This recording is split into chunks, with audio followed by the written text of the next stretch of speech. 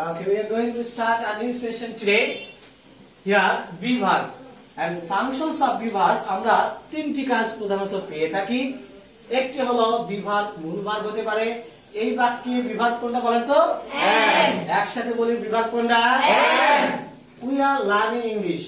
আমরা ইংরেজি শিখছি। be verb কোনটা? Are. দারুণ। English is spoken all over the world. বলেন তো be verb কোনটা? Is. অর্থাৎ be verb সাধারণত তিনটি কাজ করে।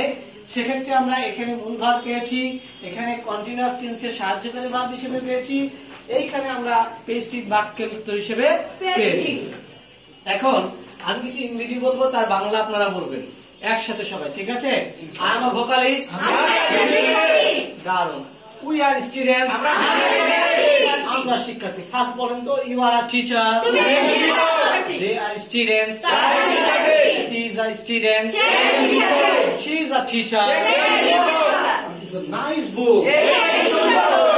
I was a cricketer. আমি একজন ক্রিকেটার ছিলাম। দারুণ। We are cricketers. আমরা ক্রিকেটার ছিলাম। ফ্যান্টাস্টিক। আমরা এখানে চলে আসি, এখান থেকে I will be a teacher.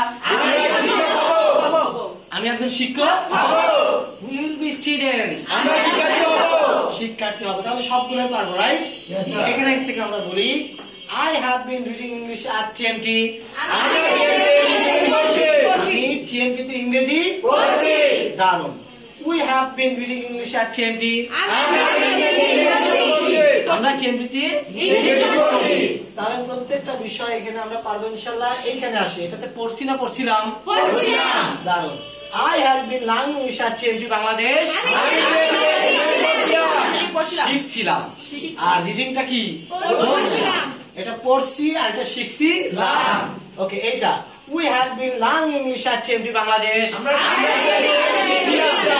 আমরা বাসায় গিয়ে মোবাইলে টপ ওয়াচ রান করে আমরা মোট কতবার করব? 20 বার। এই প্রথম থেকে শেষ পর্যন্ত যখন পড়া শেষ হবে তখন কয়বার হবে? একবার। এখানে আমরা টাইম কাউন্টিং লিখে রাখবো।